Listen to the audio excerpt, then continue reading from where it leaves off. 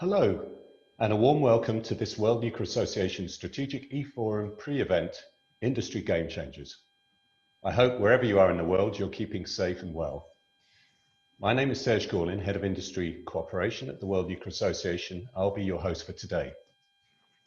Our program today focuses on some of the key issues of key importance to nuclear: harmonization in reactor licensing, energy market design, safety regulation, new applications of nuclear energy, where progress could offer a step change in the industry's fortunes. They will be examined through 5 15-minute panels, each featuring leaders of World Nuclear Association working groups. Working groups are our member forums, of which we are very proud. They come together regularly, lately through virtual means, and under different topic areas to share best practice, conduct analysis, and develop consolidated positions. Several of these groups act as the interface for industry at standard and policy setting organizations, such as the IAEA. I hope today's session gives you a flavor of the important work World Nuclear Association members are undertaking and inspires you to get involved. Please contact me or one of the World Nuclear Association team if you're interested. The groups are meeting throughout September. If you're not qualified to become a member, then do refer to one of the many publications produced by these working groups available on the World Nuclear Association website. Just recently, they have brought out reports on the nuclear fuel market, a comparison of employment in nuclear and wind sectors, long-term operation of nuclear plants, fatigue analysis in pressure vessels. Unfortunately, due to time constraints, we won't be able to answer questions live during today's session. But do feel free to submit questions, comments via the chat. They will be captured and directed to the appropriate working group. Finally, don't forget to register for the Strategic eForum 9th to 11th of September, where we will have 3 high-level panels on successive days. You can do so via the same website, www.worldnuclearforum.com, where you registered for this event. I would now like to turn over to Mike Pacilio, Executive Vice President and Chief Operating Officer at Exelon Generation, member of the World Nuclear Association's board, to give an opening address. Hello, I'm Mike Pacilio, Executive Vice President and Chief Operating Officer of Exelon Generation. And on behalf of Exelon and WNA's board, I want to welcome you to the World Nuclear Association's online event titled Industry Gamechangers. I hope you are safe and adapting well to the many challenges of COVID-19. These have been very difficult times for all of us, and I'd like to recognize our industry colleagues worldwide who answered the call to safely and efficiently operate critical nuclear infrastructure around the globe, despite countless public safety and operational challenges. From operations and engineering, maintenance and security, to fuel manufacturing and supply, these modern-day heroes have kept the lights on for families, hospitals, and critical response teams around the world. Besides adapting to COVID-safe conditions, operators had to demonstrate incredible operational flexibility to manage through a drop in electricity demand and increased intermittency. They have truly risen to the challenge. I would also like to recognize the outstanding work and valuable role that WNA, WANO, and NEI have played these last few months. By delivering useful information in a timely manner, conducting benchmarking, and communicating with one voice to the outside world, they are invaluable partners, and they continue to look for ways to be more proactive and engaging before, during, and after these worldwide events. The purpose of today's session is not to look backwards, but to look ahead. Around this time, for over 4 decades, leaders from the global nuclear industry have congregated in London for the World Nuclear Association's annual symposium. They come together to debate the policies that can enhance the industry's future, to network, and to do business. But sadly, the symposium will not take place this year. But I encourage you to register instead for the Strategic eForum taking place from September 9th through the 11th. This is a series of high-level panel discussions focused on strengthening the nuclear industry and bringing it to the forefront of economic recovery plans. It is a free event and open to the public. Many of my fellow board members will be making appearances. In addition, around this time, 300 experts from World Nuclear Association member companies would have been in London to take part in working groups. As Serge said, these groups are still meeting, albeit virtually. Working groups are member forums that come together to share best practices, conduct analysis, and develop consolidated positions on economic, safety, and environmental issues. Several groups act as the interface for our industry with standard and policy setting organizations such as the International Atomic Energy Agency, the International Commission for Radiological Protection, and the Nuclear Energy Agency of the OECD. Each group is chaired by an expert from a member company and has a mentor assigned to be from the board. Today's session is a prologue to the Strategic eForum, and it spotlights leaders of these groups and the valuable work they perform on behalf of all of us. The issues that they are working on, like energy market reform, radiological protection policy, reactor design, standardization, and waste management, are slow burners. They demand great commitment, but when they come to fruition, the rewards to the industry are immense. So we named the session Game Changers. Exelon was eager to assign several experts to these groups, and we benefit greatly from the experience, knowledge, and the access to the international community. If you're not taking part on one of these working groups, I urge you to do so. Contact Serge or anyone from the World Nuclear Association team for more information. And finally, in closing today, I hope you find today's event and the Strategic eForum informative and inspiring. It's through forums like this that we can continue to cement nuclear power's place in our nation's post-pandemic plans and the world's clean energy future. I look forward to seeing you next year in London. Thank you for what you do, and be safe. Thank you very much, Mike, for that opening statement. I'd like now to begin our first panel, which is on the fundamental topic of fundamental importance to the nuclear industry, radiological protection. Now, among the international institutions that play an important role in this area, a leading one is the International Commission on Radiological Protection. It will be revising its recommendations, its general recommendations in the next 10 years, which could lead to some changes in the whole RP system.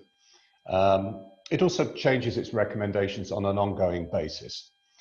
Thanks to our special liaison organization status with ICRP, the World Nuclear Association, via its Radiological Protection Working Group, has an opportunity to be involved in the process of change. So the topics in this first panel are really looking at those potential changes in the RP system and RP policy. So I'm very pleased to introduce our panelists for this session. First of all, Dr. Marcel Lips. He is Director of Chemistry and Radiological Protection and Deputy Plant Manager at KKG in Switzerland, and he is Chair of the Radiological Protection Working Group. We also have Arne Larsson, who's Vice President of Technology at Cycliffe, Sweden. It's part of the EDF group. And Arne also plays a role in what we call the kernel for our Waste Management and Decommissioning Working Group. And finally, we have Josip Zic, who is a Senior Health Physicist and Director at McMaster University in Canada. And he is Deputy Chair of the RP Working Group. So gentlemen, thank you very much for joining. I'd like to turn to Marcel first and ask you about the area of low dose. And the ICRP looks at this on an ongoing basis. Why is this such an important issue for the industry, and what are the stakes? Thank you, Serge, for this question. That is indeed a long-standing debate, which has evolved over decades now from scientific and epidemiological data. For higher doses, and just as, for example, doses that have been submitted to atomic bomb survivors, there is a sound scientific evidence that excess cancer risk increases with increasing doses. On the other hand, for the low doses, such an effect could not be demonstrated right now by decades of research. I see two main reasons for that. Ionizing radiation is always among us. You find it in space, in soils, in food, in air, and even in human bodies, all from natural sources.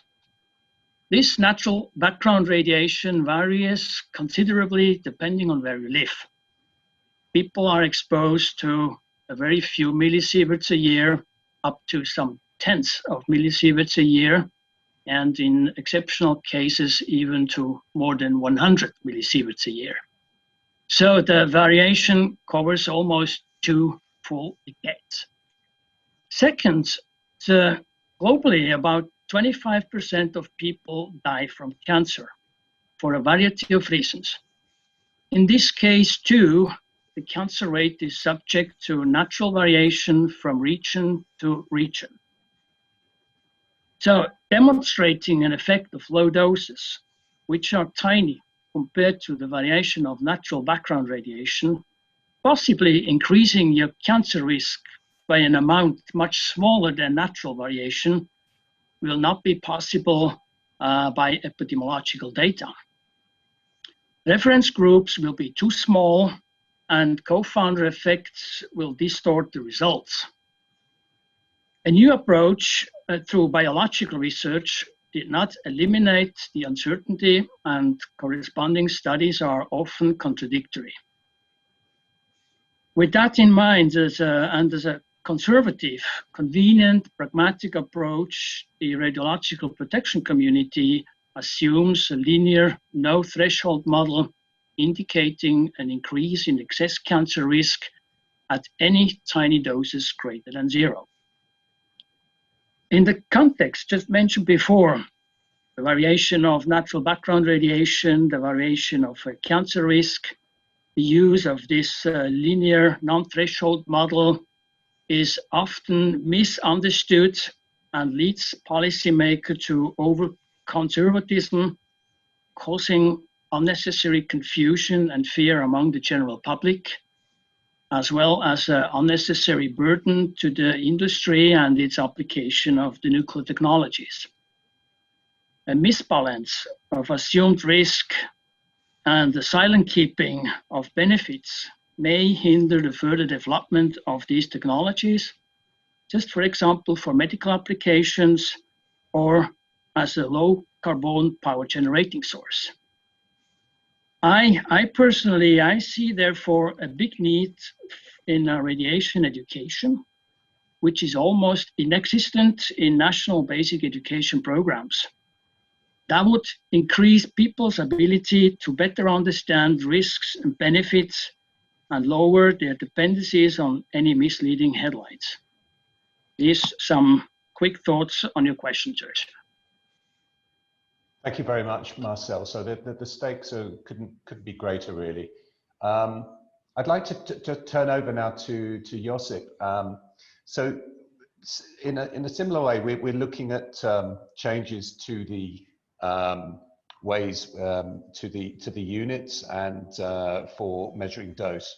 Could you give us some insights into the debate here and what's at stake? Absolutely, thank you, Serge. So the ICRP and ICRU are working towards standardizing dose quantities and aligning how we accurately measure and report on radiation exposure and quantify radiation risk. There are various current and historical methods and units for us to quantify dose and risk from radiation exposure.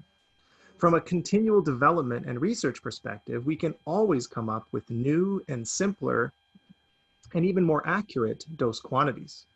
Having said that, there's an impact of making changes to units and measures that have been in place and implemented for many years.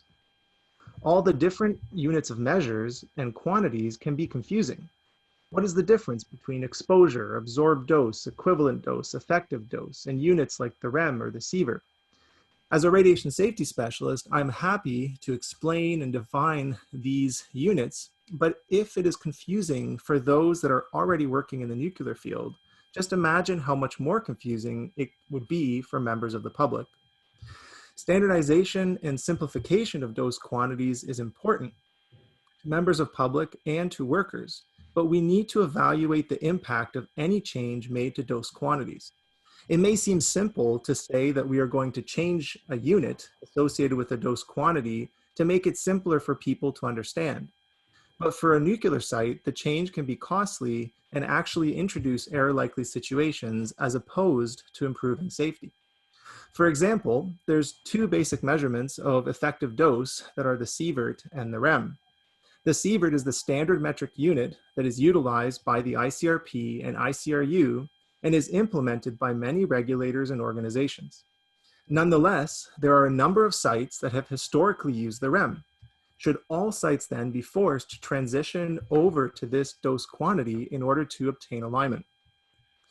I spent a large part of my career working at a nuclear station that was more than 40 years old in Ontario in Canada.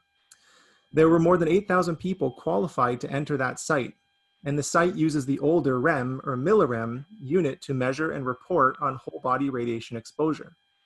We were asked to evaluate what it would take to transition to the Sievert at our site in alignment with industry. When you evaluate the cost of revising hundreds of procedures, revising how instrument calibrations are performed, purchasing new signage or labels, and training thousands of individuals, the cost for our site was going to be in excess of $2 million. Another consideration is the fact that some of the individuals working at the site had been there for more than 20 years. And changing a unit of measure would actually introduce error as opposed to making things simpler. So if making the change was only going to achieve alignment with industry and have no other demonstrated benefits, it was determined that these funds could be better spent to improve safety and that there was no reason to implement the change at that time. If we are going to make substantial changes to dose quantities, we need to ensure that they are justified by an improvement in safety for people and the environment. And this is where input from industry members into the proposed changes are needed by organizations like the WNA and the industry members that support its mission. Thank you, Joseph. And we're going to come on to that point of industry involvement in debating these decisions and recommendations. Thank you. I'd now like to turn over to the question of international commissions and standards. And I'd like to turn to Arne Larsen. So as I mentioned before, ICRP is responsible for developing recommendations.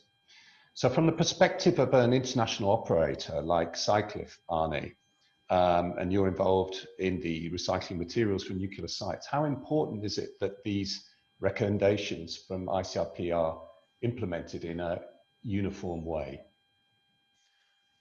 Thank you, Serge. To give a little bit of a background, we know that most of us, independently of where we live, our age and our background, today understand that we need to implement a circular approach in the society and that the disposal of waste should be avoided. This should also apply to the nuclear sector to the extent reasonable. Cyclif contributes to this ambition by applying treatment on metals coming from nuclear facilities. The metals in any size or shape are characterized, cut to suitable sizes, decontaminated and melted in a dedicated facility. Samples are then taken in the process prior to casting of ingots to verify the residual activity. If the residual activity is below a threshold value, the material is released for recycling back to the conventional metal industry for manufacturing of new products of any kind. More than 95% of the metals which have been treated for the 3 decades of operations, that's in the order of 50,000 tons, have been subject to clearance and safe recycling. But the recycling of material having a nuclear origin is a sensitive topic. And since most buyers know very little about radioactivity and they don't have to know about that, international recommendations and regulatory guidance is of importance. And it has to be written in a way so it's understandable also for the people to take benefit of that. As the entire I would say clearance and recycling business, which is a significant part today in nuclear commissioning, that's very much about trust and openness. And we know from experience that once you have established such operations, it continues. But it's a quite big step to overcome, to build trust and understanding. And in that perspective, the international recommendations and the guidance documents is so important. Thank you. Thank you, Arne. Yes, so thank you for that operator's perspective. So just for the remaining few minutes of this panel, I'd like to go back to Marcel, and just to, we've touched on some of the issues that you've been working on in Radiological Protection Working Group. Could you just explain again why it's so important for industry to be involved in the development of international recommendations? Yes, thanks, Serge, again. And just that to make clear the roles, it's not the role of the industry to release and define recommendations. But if science shows that a recommendation must become more restrictive in order to protect people and the environment from the harmful effects of ionizing radiation, and if there is a clear overall benefit, the industry will accept this. However, as the industry is the body to implement these recommendations, we want to provide practical input from our perspective. And we want to discuss the burdens and the benefits overall. And this is very important right from the beginning on when the recommendations are set up. We have been involved in some of the task groups and corresponding discussions. That was very fruitful, as industry and policymakers were able to learn from each other and to understand the different point of views. I'll be happy to continue being involved for the future and the upcoming discussions about the revision of the general radiological protection recommendations, as you told in your introduction, and all the corresponding issues. More industry contributors will be needed to guarantee that the practical aspects are taken on board and unnecessary impact to the industry will be avoided. Thank you very much for that perspective, Marcel.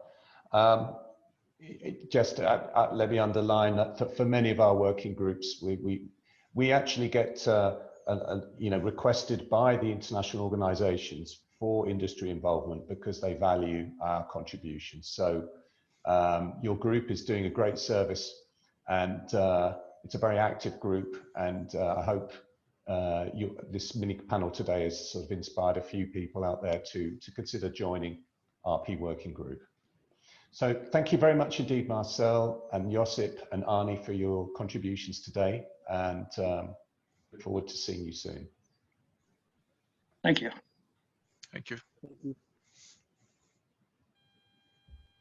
We turn now to our second panel, which is looking at the question of spent fuel and waste. So within the industry, we tend to regard these as the management of waste and used fuel as normal industrial activities. And indeed, the fact that we account for all the waste and manage it is sometimes regarded as a feather in our cap, an asset for the nuclear industry. Externally, though, the back end of the fuel cycle, as we sometimes call it, is viewed as presenting unsolved issues. This question emerged recently when the European Commission, in an initiative to develop a reference for green investors, couldn't decide whether to classify nuclear power as a sustainable activity. And nuclear waste was one of the contentious points. So here to discuss the back end and how we can gain more recognition for nuclear energy activities here, we have brought together the following panel. First of all, Mikhail Baryshnikov, and he is Director, Department of Innovation and Technologies at TENEX, which is part of the Rosatom Group. And Mikhail is Chair of our Sustainable Use Fuel Management Working Group. We also have by phone Cecile Evans, and she is Marketing and Strategic Development Director for Back-End Activities at Orano in France. And she is Deputy Chair of the Sustainable Use Fuel Management Working Group. And finally, we welcome back Arne Larsson from Cyclife Sweden, representing the Waste Management Decommissioning Working Group. So thank you all for joining. I'd like to begin by asking Cecile, can you explain why the industry considers it has sustainable options for managing used fuel and waste? Thank you, Serge. As an introduction and coming back to the EU taxonomy initiative and the deemed unsolved spent fuel management issue, I think this position is not really taking into account the progress made, the ongoing developments implemented by the industry, and also the fact that the absence of the deep geological disposal solution for high-level waste is not so much a technical issue, but rather a political issue. I think industry is currently informing and continuing to inform EU on the solution that exist and have been implemented for decades, as well as enhancements that could be performed through development ongoing in the future. Nevertheless, we have to acknowledge that the long-term management of used nuclear fuel and waste remains a key issue affecting the acceptance of nuclear power. I think responsible use of nuclear power requires that credible solutions are in a timely manner implemented for managing used nuclear fuel and waste produced by the operation of nuclear reactor. Used nuclear fuel management is comprised of activities to ensure the fuel is safely managed after it is discharged from the reactor. And depending on the countries, it can be considered to be a waste or an energy resource. If it is a waste, it is stored until its future conditioning into a suitable waste form to be in place in a geological disposal. Otherwise, it is stored and reprocessed, and when reprocessed, fissile material is reused in reactor, and the separated high-level waste is conditioned in a suitable waste form for geological disposal. The nuclear industry has developed for decades and implemented and financed solutions as well as infrastructure to safely manage used nuclear fuel inventories in compliance with all the national and international regulations, and we can refer to the Joint Convention on the safety of spent fuel management and radioactive waste management, or the EU, the so-called EU Waste Directive. Thank you, Cecile, for that explanation. So we have a gap to bridge, and now we're going to look at in the next part of this mini panel. We're going to look at three areas which could serve to bridge that gap. And first of all, I'd like to look at policy, and I'm going to turn to Arnie. What are the type of policies that can, you know, bridge this gap between the perception of policymakers and what the industry sees as the reality in terms of the management of waste and used fuel? Thank you, Serge. I would say that government and regulators, they have a very important role to play to provide clear policy framework, regulations, including setting criteria. The industry, with support of WNA and others, has the task to convert the rules to guides and instructions for implementation. There are good examples in, for example, the Nordic countries, but also in the UK and other parts of Europe. And then the regulators and the industry will have to have a dialogue with other stakeholders and the society on these issues.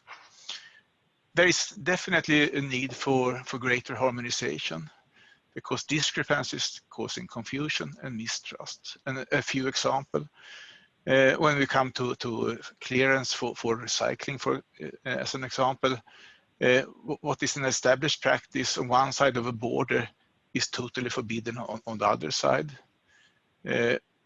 Significant differences for the same nuclide, depending on if it has a nuclear origin or is considered a norm material. But the impact on the bodies and the risk is the same.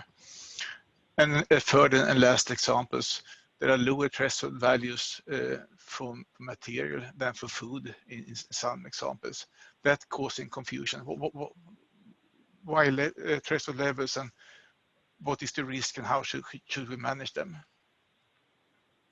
And differences within countries and between countries, they must be understandable, and they should be based on facts and be logical. Thank you very much. Thanks very much for that, Arnie. I think that's very clear. Stark, I'd like to return to Cecile now to talk about you know, other policy areas and adopting a more integrated approach, which could support better understanding of how the industry manages the back end. Cecile. Yes, Serge. I mean, when you look at the long-term central management, it undertakes, it's a complex undertaking, and it covers many technological aspects related to storage, transportation, recycling and disposal of useful or high-level waste. And there are many interdependencies among the stages of the back end of the fuel cycle. I think we can say that the process made in developing and enhancing the stages, including the end state of deep geological repository, emphasizes the need to account for the interfaces, enabling to design a credible solution for the whole system. On top of that, we have to consider the uncertainties, such as the challenges, whether technical, financial, or socio-political, of citing and licensing a repository, as well as the technology evolution or innovation that will affect the fuel cycle. We can refer to advanced nuclear system. And also the evolution of social needs and values. And these uncertainties will need to be taken into account, looking at an integrated approach of the whole system, which will allow probably the industry to develop or integrate flexibility in more proactive planning, to design the overall system that will perform under a variety of potential futures. I think this will probably lead to an evolution of the dynamic of the decision-making process. We look at a historical model of more based on decide, announce, and defend model based on more technical assurance, to a model on engage, interact, and cooperate, where both the technical but also the stakeholder involvement will be very important to account for. And this is a discussion we are undertaking within the Sustainable Use Fuel Management Working Group with all the group members. Yes, I know it's a topic of growing importance. Thank you, Cecile. If I could turn over now to Mikhail to talk about the area of innovation in bridging the perception gap on the back end. Mikhail, could you talk a little bit about the area of use fuel in this context? Thank you, Serge. Yes, you are absolutely right, and that innovation is one of the key topics in our Sustainable Use Fuel Management Working Group. And there is very simple thesis that nuclear industry was born by the great science, quantum physics, theory of relativity, radiochemistry. So everything was very fruitful, and now we are also supported very much by the science and by the engineering, good engineering, high-level engineering. And I can just mention that we have very many solutions that could be implemented into the practice, into the nuclear industry regular routine management, and which could show that innovations promote in used fuel management could help answering the challenges the whole industry has. For example, I can mention the new materials that we use for the transport casks, especially for neutron shielding, sealings, etc. And it helps to make used nuclear fuel transportation and storage more safe, more effective, for more long term, and so on. And I can also talk about the new fast reactors that can help minimize waste by burning of the long-lived minor actinides. And what else? I can also talk about new advanced chemistry technologies that can separate the variable isotopes from the high-level radioactive waste. And finally, as the result, we've got much less waste to be disposed than we have initially. And as the result of all this innovation discourse, industry shows, both for policymakers and to public, that influence of nuclear industry onto the environment is minimal today. And it will be much less in the future, because the nuclear industry organically includes research and development components, like institutes, plenty of institutes, laboratories, research centers, universities. So in this way, innovations could really be helpful in our discourse and to bridge the gap between two fields. Thank you very much, Mikhail. Can I pose the same question to Arne? Could you answer it from a waste management perspective? Yes, thank you, Serge. First of all, I would say that in the early 2019, the WNA published a methodology report to regarding management of material and waste from nuclear decommissioning, which I think is worth to have a look at, because it discusses this topic very much. But overall, I could say that, like in our society, there is a rapid development also in nuclear towards a shift from disposal-oriented approach in decommissioning to a strategy aiming for reuse and recycling of a majority of the material arising during the decommissioning. German example shows that in the order of 2% of the material in an entire nuclear power plant will have to be disposed as radioactive waste. The other 98% can be an asset in one way or another. Also in the UK, they have demonstrated a dramatic change in the disposition of the material arising in decommissioning. a lot more is taken benefit of for the future, and less is going to disposal, and it will save disposal volume. Overall, this has a huge impact on the preservation of our nuclear licensed disposal sites, which is important for the future. And at the same time, material is converted from a liability to an asset.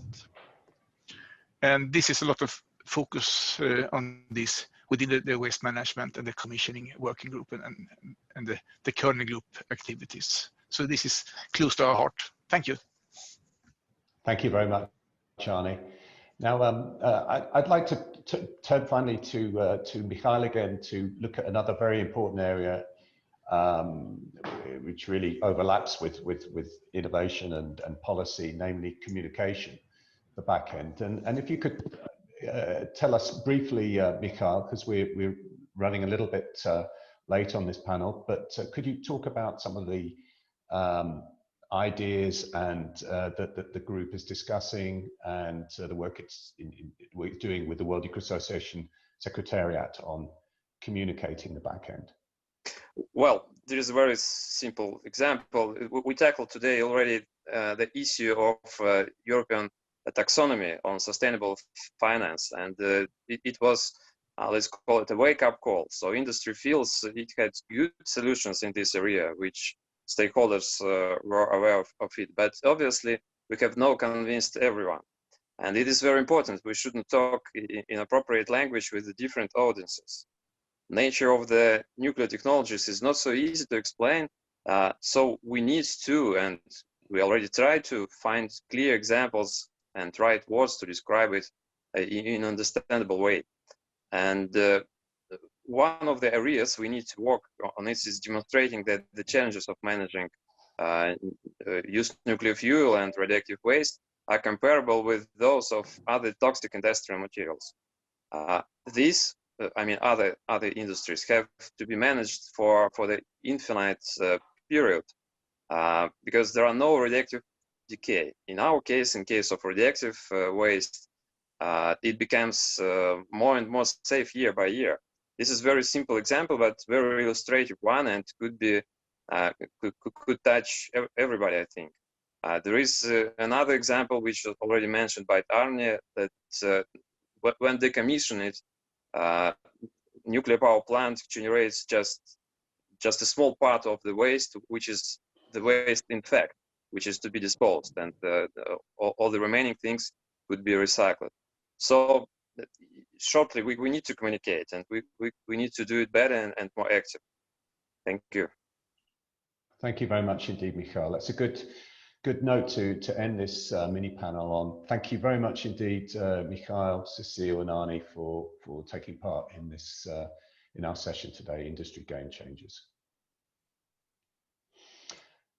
So we're going to switch over now to our third panel, which is on the topic of harmonized approaches to licensing that could benefit nuclear, notably small and advanced reactors. And let me just begin by saying that reactor designs must rightly be reviewed against stringent safety criteria before gaining a license. But today this is done on a national basis. So for example, the NuScale, the vendor, SMR vendor NuScale has just had its a technical review of its NuScale SMR design completed by the Nuclear Regulatory Commission in the US. And that's taken nearly 4 years and cost $750 million. Now, if that was the cost for licensing the design throughout the world, that perhaps might be reasonable, but because of the way we license today and we regulate today, that process will have to be repeated in other countries where NuScale want to develop its design. So that's the context for our discussion. And I'd like to introduce our panel now. First of all, welcome to Professor Nawal Prinja, who is Technology Director at Jacobs, an engineering company, and he is Deputy Chair of the Cordell Working Group. That stands for Cooperation in Reactor Design, Evaluation and Licensing Working Group. And he is also chair of the Mechanical Codes and Standards Task Force. We also have Alina Teplinsky, who is a partner at Pillsbury and also serves as deputy chair of the Law Working Group. And finally, we also have Tom Bergman of the aforementioned NuScale, and he is Vice President, Regulatory Affairs. So congratulations, Tom, for getting for completing that technical review with NRC. And he also serves as a deputy chair of Cordel and chairs the Cordel SMR task force. I'd like to begin with Nawal, if I may. And could you give just a short overview of the Cordel working group, from its establishment to where we are today? Yes, thank you, Serge. Cordel was established in 2007, but I want to take you back to 800,000 years. Scientists have shown that carbon in air has been below 300 parts per million, 1 milligram in a kilogram. But last year it broke a record. It reached 400 parts per million, and mostly due to energy production. And the game had to change. And people know that nuclear reactors, particularly the advanced nuclear reactors, are the ones which can perhaps give the lowest amount of carbon, only about 10 grams of carbon for each kilowatt hour, compared to 800 from gas and coal. But the problem is these nuclear reactors cannot be easily imported or exported. You can't design in one country and easily go and build it in another country. So there was this barrier which had to be overcome. And if you can see the slide, it shows how Cordel, which was formed in 2007, attempts to ease that process. I mean, our target is to do it in 3 phases. Phase 1 is the one where we are going to share the designs, where you don't have to redo things. And phase 2 will be where there will be some parts where there can be a common design approval. And then finally, third phase, where there is complete international design certification. Just like the way other industry sectors like aerospace, you approve a design of an aircraft, it flies all over the world. But sadly, this is not happening in the nuclear sector for the reactor. So that's the target, that's the aim for Cordel, to cooperate design, evaluation, and licensing. To do that, exactly what is it that we are doing through our task forces? You'll see it in the second slide, please. There you are. We are having to work with governments, particularly international bodies like the International Atomic Energy Agency, and the regulators, in different countries. And the regulators themselves have created groups. There is a multinational design evaluation program, MDAP. There is a committee for nuclear regulatory activities at OECD. But most importantly, the third group, these are the standard development organizations. These are the organizations which actually write codes and standards on which we design reactors. So for the last 10 years or so, I think the Cordel group itself started to work with SDOs, with governments, with regulators, and we have actually issued a number of reports where we have taken the voice of industry to these organizations. Thank you very much for that introduction to the work of Cordel Working Group now. Let me turn over now to Tom. And so Tom, there's been a resurgence of interest in harmonization in the last few years, in particular in relation to SMRs and advanced reactors. Could you explain what is driving this? Yeah, there's definitely been a resurgence, and this is the focus of the Small Modular Reactor Task Force, which is technology neutral, but it is based on the definition of an SMR. And what do we mean by harmonization? Harmonization is the ability to have the same design in multiple countries, even though they're under different regulatory frameworks. We recognize there will always be some site-specific, regulator-specific aspects. For example, seismic varies by area, and the designs may need to differ to accommodate different seismic demands. But the expectation for SMRs is that a major portion, say the nuclear steam supply system, or even the nuclear steam supply system and power conversion systems, are shipped as a single package from a factory in one country to other countries. The same design being shipped from one factory to other countries. And there's different approaches to harmonization, common codes and standards, common safety requirements between regulators, or acceptance of a determination of safety made by one regulator by others without substantive re-review or redesign. And that's the path that I think you're seeing regulators take at the moment, some regulators. And there is this surge, not just by industry, but by the regulators. The drivers for industry are, again, that vendors expect to transport major portions or complete plants throughout the world. And if there must be a different design for each country, driven solely by regulations, then the economics of these smaller reactors are adversely impacted. And this approach really doesn't benefit safety, doesn't benefit industry or consumers who end up paying more than necessary for energy. From the regulatory side, we're seeing increased awareness of how their differences in safety requirements affect industry. Organizations such as the Multinational Design Evaluation Program and the SMR Regulators Forum are helping regulators understand that there are different approaches that also achieve the safe outcome. The goal of the regulator shouldn't be to come out with the safest outcome, but a sufficiently safe outcome, and different approaches to solve that problem.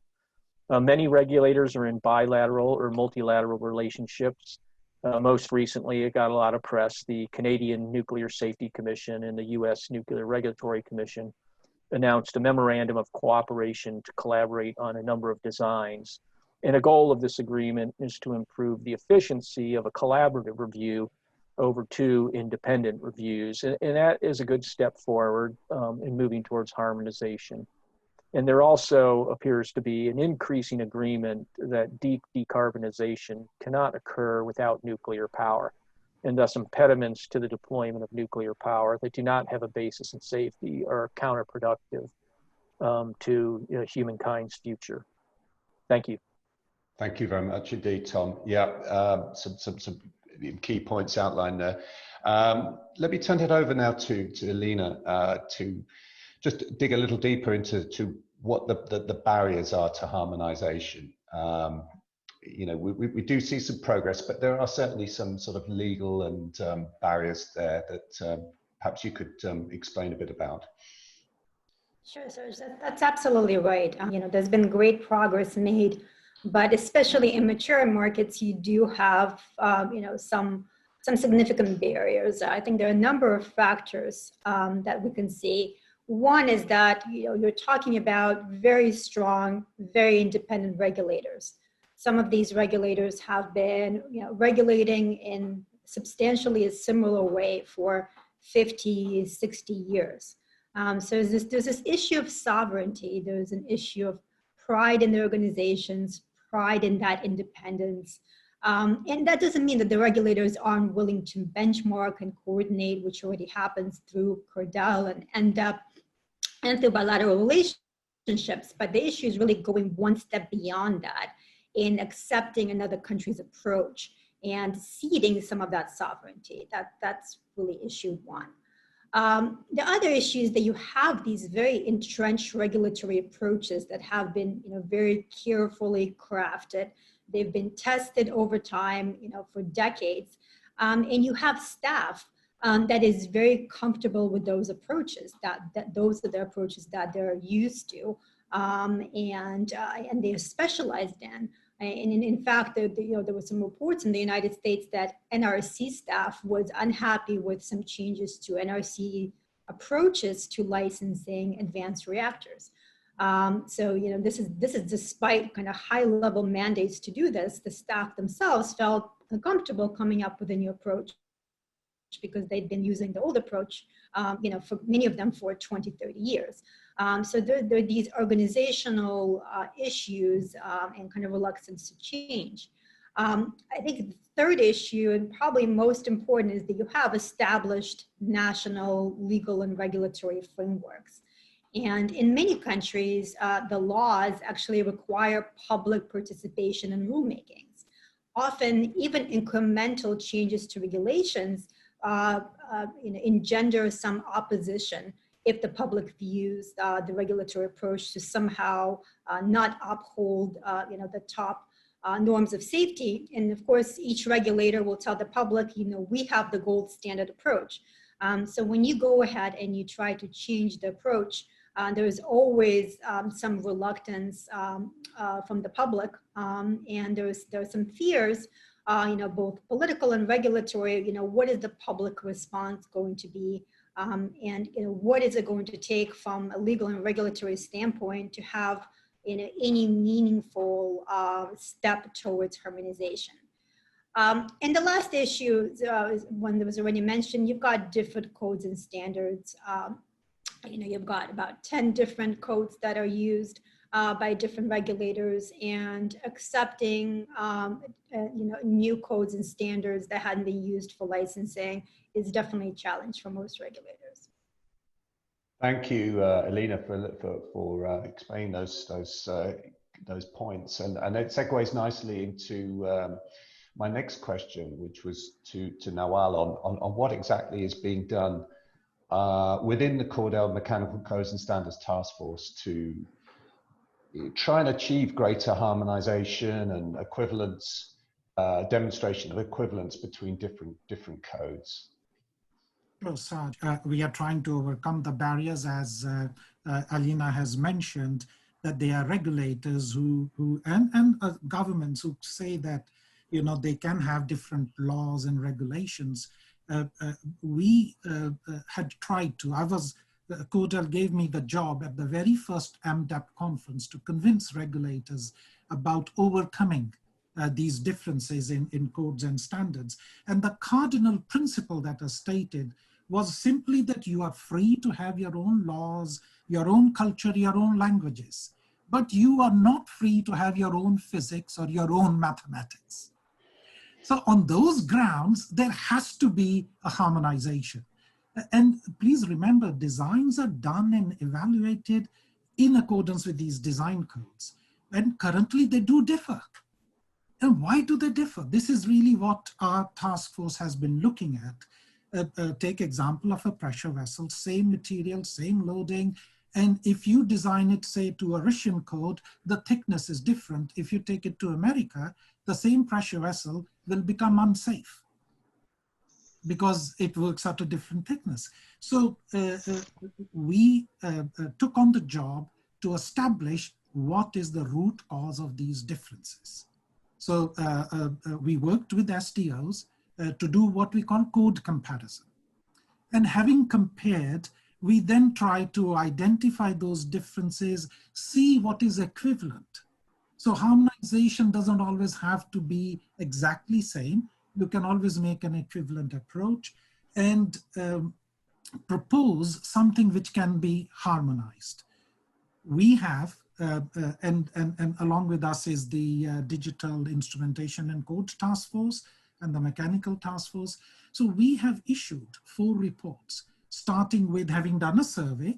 We found out that the industry was crying out for harmonization of people who actually examine, the non-destructive examination qualification, because sadly, when things go wrong, they often go wrong at joints, where welding has been done or joints have been made.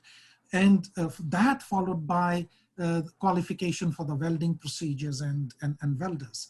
So having done those 2 reports, we have moved on to the components and looking at fatigue and nonlinear analysis methods. So believe me, 4 reports have been issued. The 5th one is on its way. So in the last 10 years, to achieve international consensus and to achieve harmonization, and issue 5 reports in 10 years is, you know, in my books, a very good going. Indeed, and thank you very much indeed for your efforts and dedication in leading the Mechanical Codes and Standards Task Force. There's been some really good benchmarking that has taken place, and it's a really heartening to see industry cooperating in this area, and a good dialogue is taking place, and hopefully we can build upon that with the regulatory community as well. So I think due to time, I'm going to end this discussion, very interesting discussion on harmonized regulatory processes, and I'd like to thank very much, extend my thanks to Nawal and to Alina and to Tom, and we're going to see Alina and Tom again in the next session. Thank you very much indeed for bringing those issues to the fore. Thank you. So our next, our fourth panel is going to move over to the topic of new applications of nuclear power. And so nuclear has traditionally been associated with electricity production. But in fact, if you look back in its 70-year or so history, it's been used for several other purposes, such as in desalination, for district heating, in propulsion of vessels. So there is a track record, and as we look at a deeper decarbonization of energy systems, then some of those alternative applications, as opposed to the, you know, the around the clock generation of nuclear electricity, are being looked at again. So for this panel, we welcome back Tom Bergman from NuScale and Alina Tiplinski from Pillsbury. I'd also like to introduce Milt Kaplan, who is president of MZ Consulting and co-chair of the World Nuclear Association Economics Working Group.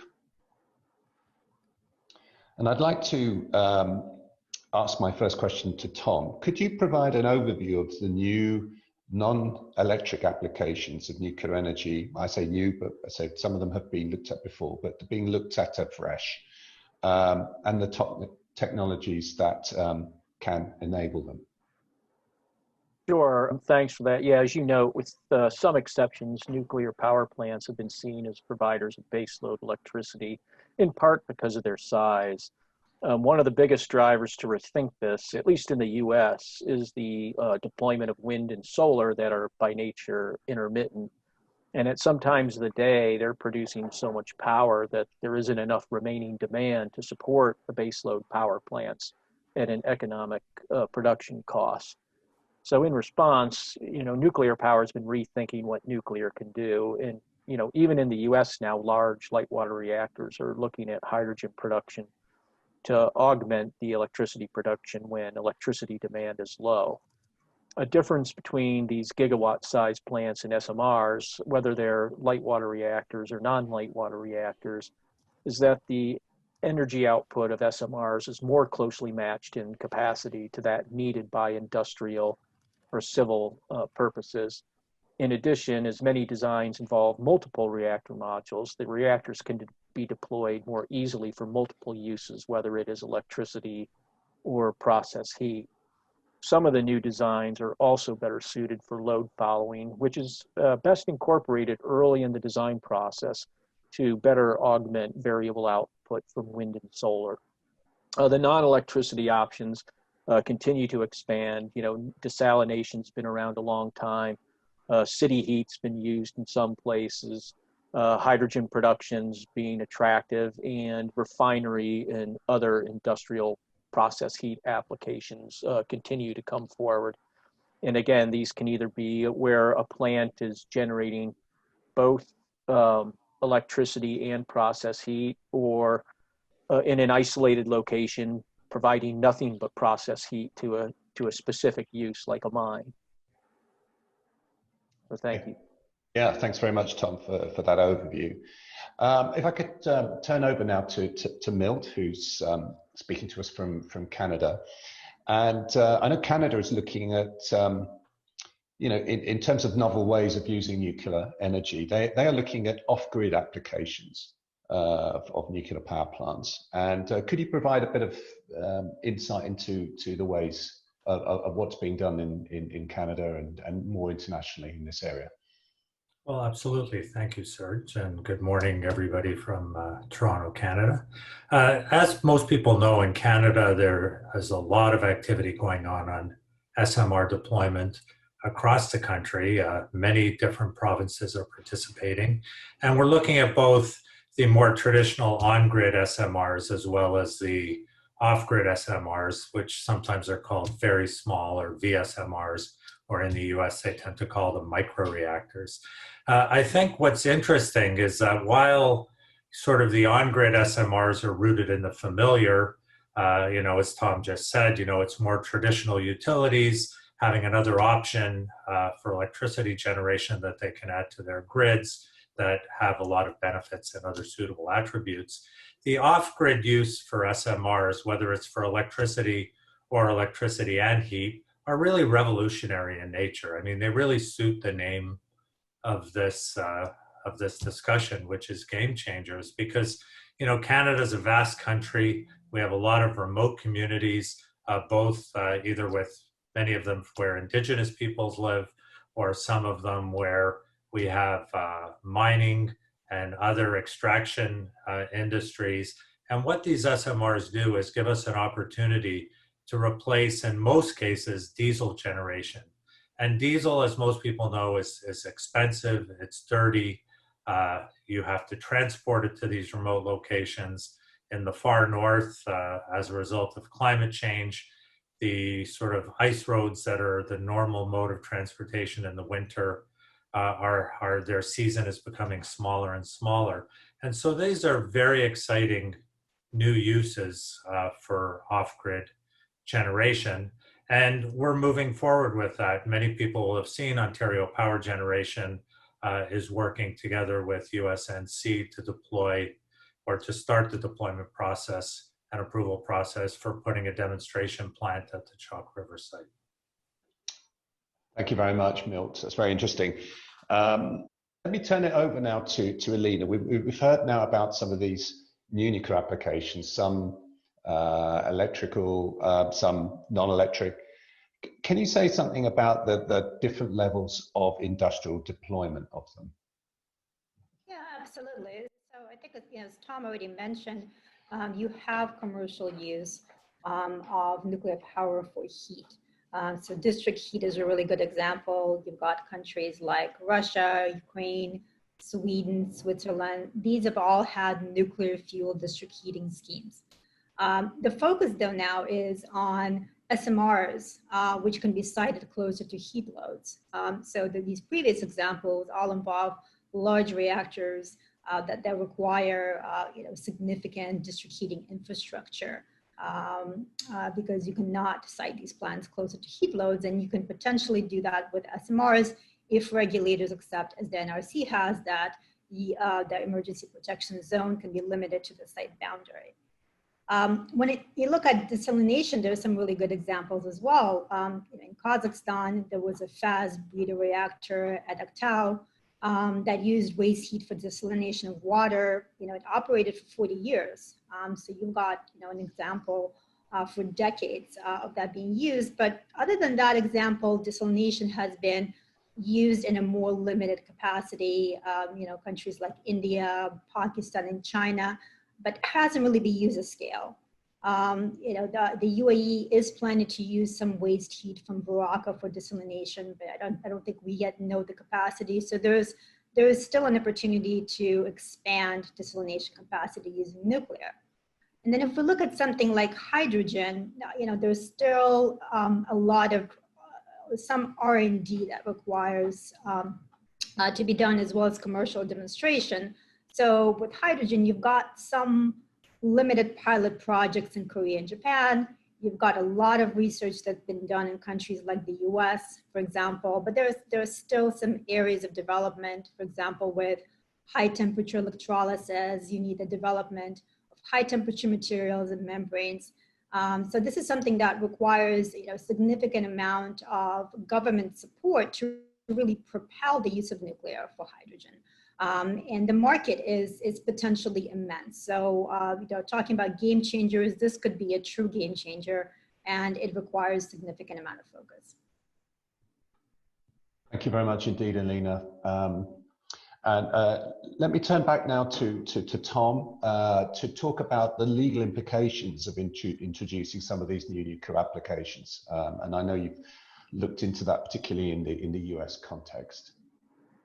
Yeah, we at NuScale have looked closely at it because we do see a variety of applications. But this is generic comment for any plant in the US. But the regulations, when you look at the NRC's regulations, they are really written assuming you're going to produce electricity. License limits are the one difference. They are based on thermal power, but there really aren't process heat specific regulations or even regulatory guidance. It's not an insurmountable gap. I think the NRC could address relatively simply by switching to a performance-based approach and just requiring applicants to address the hazards. In lieu of that, you'd have to use the exemption process, which isn't a big hurdle if you can make the case. So that the generic hazard is, of course, you got to keep the radioactive materials on site. But the hazards of how you're using the thermal energy can be focused on what is that hazard. So even electricity production involves hazards. It's got turbine missiles. Hydrogen production will have fires. Ammonia production will have a chemical hazard that you need to protect the operators from. So while it hasn't really been thought of and there hasn't been much done, I think it's easily doable, at least in the US. And as Alina noted, the NRC's movement to reevaluate emergency planning zones for small modular reactors and other nuclear technologies is a big step forward, because for a lot of these uses, you will want to be very close to the facility that's using the process heat. Okay, thanks very much indeed, Tom. That's certainly one to look out for. So that brings us to the end of the fourth panel, and thank you very much indeed, Tom. I know you're leaving us now, and thanks also to Milt and Alina, who are joining us for the final panel in our session. And that final panel is dedicated to the topic of system costs in energy markets and recognition of system costs. So there is an evolution taking place in the way that we measure electricity costs. Traditionally, it was acceptable to look at the plant level costs of generation to compare the economics of various energy forms. But with the growth of intermittent non-dispatchable sources in the system, and in order not to make facile comparisons, we really have to look at the system as a whole, because we need to have reliable supplies of energy. So here to discuss this issue, I'm pleased to welcome back Milt Kaplan, President of MZ Consulting, and Alina Teplinsky, partner at Pillsbury. And I'd like to begin, if I may, by asking Milt on the, could you describe the economic impact of system costs and who's paying for it?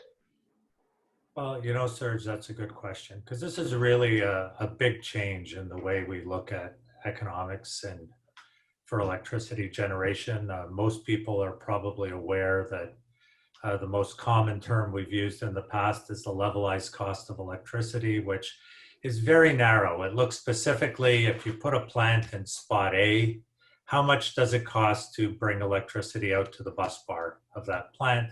And the intention of that was to make decisions on choosing from alternatives.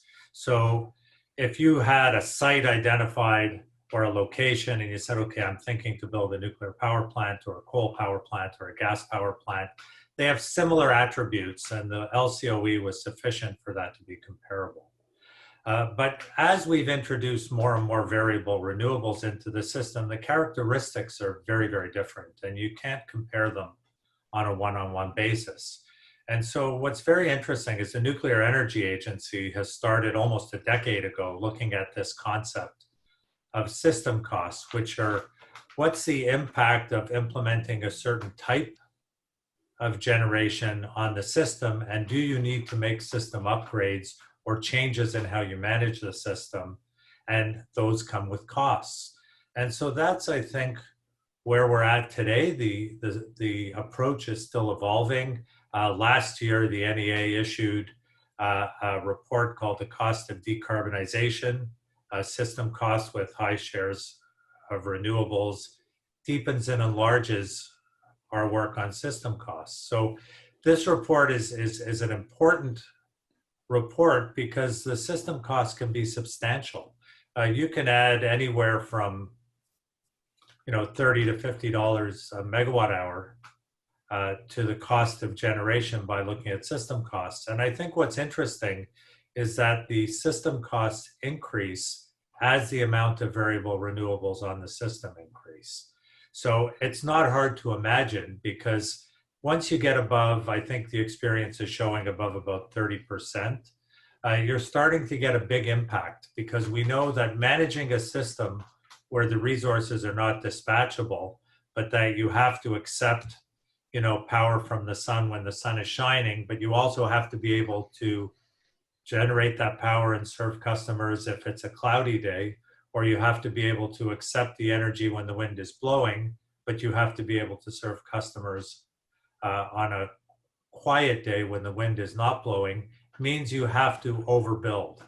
And that is one of the biggest impacts. It's not hard to imagine. Imagine a system that was, for example, 100% wind. If wind only operates about 30% of the time, and you need to be able to produce energy for people 100% of the time, that means you have to really build a lot of windmills, because they have to collect all that energy only during the 30% of the time that the wind blows. And then you need storage solutions or other forms of solutions that allow you to, then use that energy when there's a demand. So it's a complication for sure. But I think the technique for how we calculate system costs is still evolving.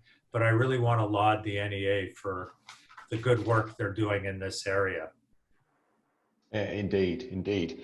And Alina, you're obviously based in the US, and there was sort of a very good case, a useful example recently of the limitations of a high renewable based system in California. Could you talk a little bit about what happened there? Yeah, absolutely. So about 2 weeks ago, rolling electric power blackouts affected as many as 2 million Californians. This was not unexpected. So last year, last fall, CAISO, which is the independent grid operator, warned that exactly this would happen during a heat wave, which was the case 2 weeks ago. Further, PG&E, which is the electric utility in California, concluded that its customers could see blackouts double over the next 15 years and quadruple over the next 30. So not unexpected, but why is this happening? So as of right now, 33%, as required by law, of California's electricity comes from renewables. And in fact, renewables expansion has been so great that this requirement was met 2 years early. In addition to this, California has targeted 60% renewable electricity by 2030. The issue is, during a heat wave, you've got solar farms. They make up a huge percentage of California's power generation, and that's backed by wind. So what happens during the heat wave? People turn on air conditioning and other devices in the afternoon around 5 p.m. as the heat peaks and they come home from work. The electricity demand surges just as the sun is setting and solar power is drying up. And you've got a heat wave, the wind's not blowing either. So you've got wind output that's erratic. And as Plan C, California usually purchases extra electricity from other states. But what happens with the heat wave and climate change? The heat wave stretches from Texas to, let's say, Oregon. So there's no power available to make up the power shortage. In addition to that, California is quite anti-nuclear, unfortunately. It's been moving away from nuclear. So the state government has forced the Songs plan to shut down in 2013. And you've got one remaining plan in California, Diablo Canyon, that is to shut down in 2025. So, you've got California that spent an estimated $100 billion on wind and solar. If they had spent some portion of that on nuclear, potentially they would have enough energy to replace all the fossil fuels in the in-state electricity mix and not have this blackout issue. Thank you very much for explaining that case study. And, there are other examples as well worldwide of stable systems becoming unstable when they relied too heavily. Now, one of the ways that I would say the renewable advocates are saying that we can deal with this intermittency is to introduce the green hydrogen economy. So, what are some of the economic implications of developing such an economy, and where can nuclear fit into that picture? Turn it first of all to Elena. Sure. So that's absolutely right. The renewables community has looked at hydrogen as a way to store energy. Right now, large-scale battery storage is not really available. It's also quite expensive. So advocates say hydrogen is a means to store. The question is, how do you produce hydrogen? And can you produce it, one, in a green way, and two, efficiently, and three, on some reasonable cost basis? So most hydrogen today, for example, 95% in the US, is produced through what is known as steam methane reforming, also known as SMR, different SMR than we're used to in the nuclear space. That's a mature technology that allows hydrogen production from hydrocarbons and water. But what are the sources for that production? It's oil, it's coal, and it's natural gas. So it's carbon emitting, carbon intensive, and it's also very expensive. For example, it's about 3 times the cost of natural gas per unit of energy produced. So not really economic. The renewables community is looking to actually produce hydrogen from renewable generation through a process that's known as low temperature electrolysis. It's basically a process where you split water into hydrogen and oxygen using electricity. You do it with a unit that's called an electrolyzer. But because renewable sources don't produce heat, you can only use this process, the low temperature electrolysis process, which runs into the issues of efficiency and cost. So the efficiency through this low temperature electrolysis is too low to be economically competitive because of the high energy consumption and low hydrogen evolution rate. So the cost is estimated, keep in mind the expensive SMR hydrogen production cost, low temperature electrolysis from renewables is 2 times that, so even more expensive. So here comes nuclear, which can once again be a game changer. There are a number of ways that you can produce hydrogen through nuclear. One example is high temperature electrolysis versus the low temperature process. And that really promises higher efficiencies and the potential to be economically competitive. You also have a thermochemical process that you can use if you've got advanced reactors, high temperature reactors. And that offers the potential for high efficiency hydrogen production at very large scale production rates. So, once again, nuclear can really be a game changer here and can be a way to produce green hydrogen in an efficient and cost-effective manner. Thank you for giving an overview of quite a complex topic there, Elena. And thank you also to Milk for your comments. We're going to wrap up that panel now. So thank you very much again. Ladies and gentlemen, we've reached the end of our time now, and I'd like to say a big thank you, first of all, to all our panelists for helping to convey some of the game-changing issues facing the industry. And thank you also to our opening speaker, Mike Pacilio, for his words. Last but not least, I'd like to thank everyone who listened today, and I hope you gained some useful insights. We'll be sending out a feedback form to all who registered and would welcome your comments. And we'll also be responding to some of the questions that have been posed through the chat today. And do get in contact if you would like to get involved in the World Nuclear Association working groups. We'd really like to hear from you. And last but not least, let me remind you to register for next week's Strategic eForum.